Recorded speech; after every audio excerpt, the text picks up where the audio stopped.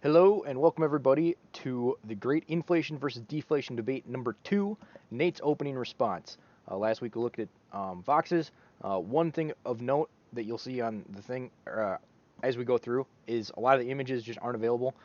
They're from old links, they're broken, it's not my blog, so just be aware of that going in.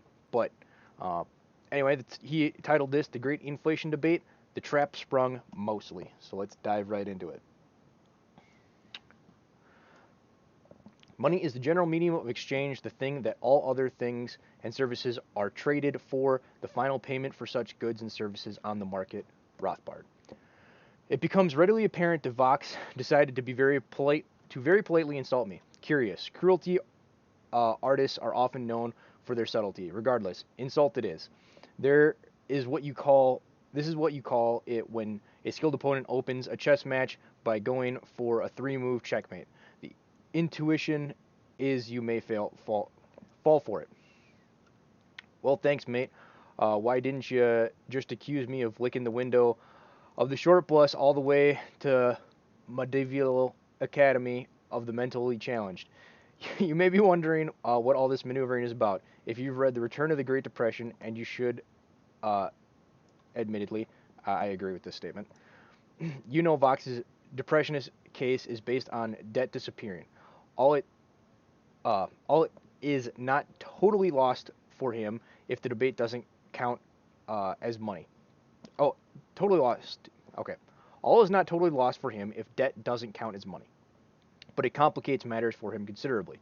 If he can just show that debt is money and debt is disappearing, then he's in a very good shape indeed. If you can't show debt is money, he can still make an effective case. It's just harder. Uh, Ever the war gamer, Vox is trying to take the high ground. Uh, he knows it doesn't win him the battle, but this amount to getting there first with the most.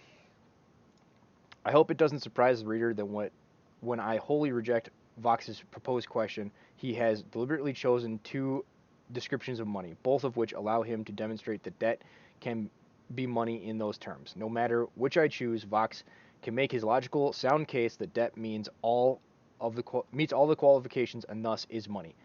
Heads Vox wins, tails I lose. No thanks. Now I'm going to tell you what Vox left out, and I suspect he did this deliberately. I mean, honestly, we're talking about Vox Day here. The man has been known to walk around with a Mises Institute hat over his mohawk. I wouldn't be surprised to learn that Rothbard quotes occasionally appear in his stool. Do you really believe that he doesn't know what everyone from Bastiat to Hayek said about money? Vox knows damn well that the definition I used for money was straight from Mises. I can throw Rothbard and Mises quotes at you all day that back up my insistence that money complements a transaction, and so can Vox. Completes, correction. Making matters somewhat more frustrating, Vox quotes Salerno. Let's see what Mr. Salerno said about credit that Vox has conveniently omitted.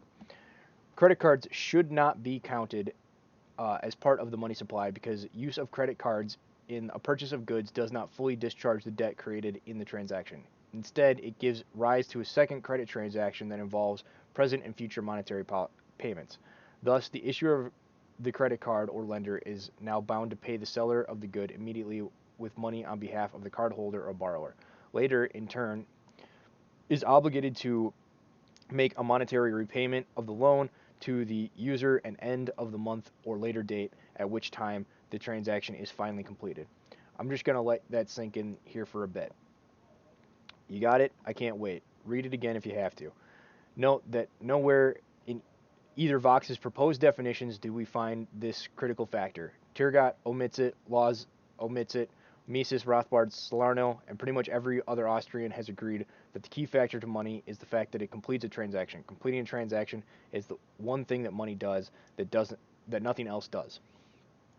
In the interest of charity and goodwill, I will suggest that Turgot's characteristic of money are all fine with me, provided that we remember that the value supposed stored by money is subjective, and we add the requirement that I have hitherto beaten into the ground. It must be service to complete the transaction.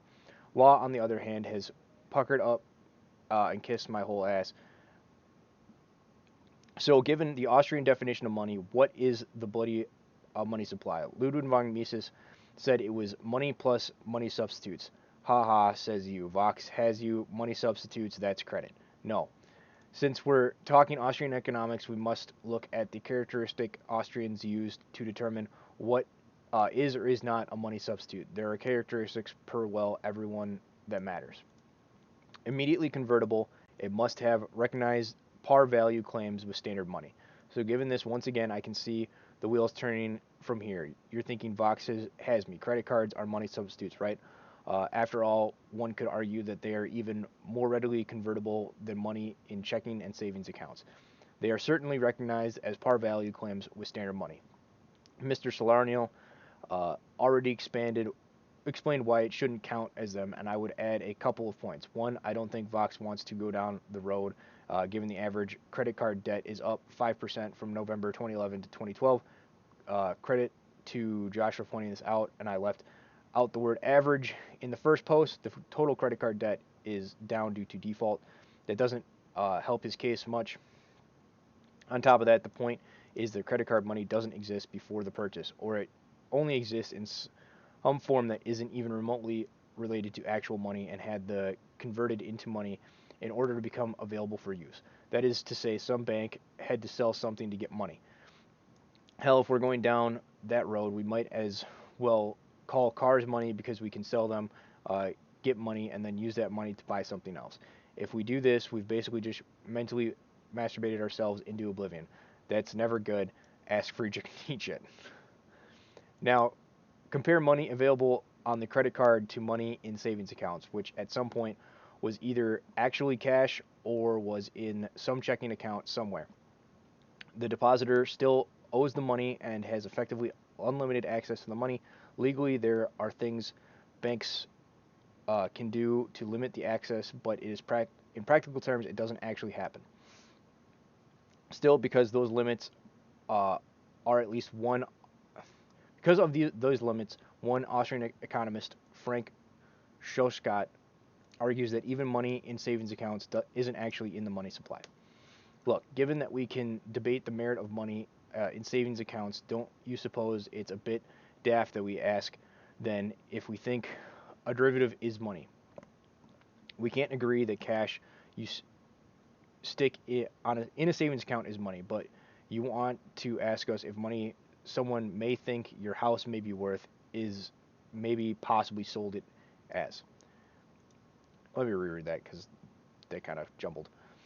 Look, given that we can debate the merit of money in savings accounts, don't you suppose it's a bit daft to ask us then if we think a derivative is money? We can't argue that cash you stick in a savings account is money, but you want to ask us if money someone may think your house may be worth if you maybe possibly sold it is. So once the credit card is used, the money for the purchase price then goes into the checking account for some seller somewhere, and the money is now in the money supply. Before, it was not. I want to make sure we're clear on this. The principle of the loan, the money the bank uses for the purchase of the proceeds the bank gives the borrower, the money counts in the money supply. The corresponding debt does not. The debt is nothing more than a bank's bet that he will get repaid. It's accounts receivable, no different than the accounts receivable of any other business.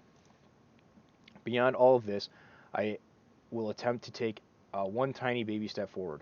What is the money supply? M2 is close, but it negates some very important factors. Instead, I personally prefer Michael Parliol's TMS1 and TMS2 metrics. The metrics can be tracked here. Unfortunately, the link is broken. I should note that none of these are perfect, and we can debate at length about what should or should not be included in them. I prefer TMS2, but if you want to go with M2, that is fine with me. M3, however, is right out. After all, M3's additions are entirely credit transactions. It's like a giant bank circle jerk at the casino of the damned. No way. I do believe when you view the various charts provided, you will agree that deflation would look quite a bit different. What we see here is a massive increase in the supply across the board. As such, I suppose I will pose a question to Vox, true or false. Lots of things store value, lots of things can be used to estimate value, lots of things can be employed in the aid of exchange. Money does all of those things, but money is the only thing that does all of those things, and completes an exchange without creating a need for another transaction. So that concludes that one. You can find the link to this article in the comment section down below, and hopefully you found this interesting and continue watching the debate. Thank you. Have a good day.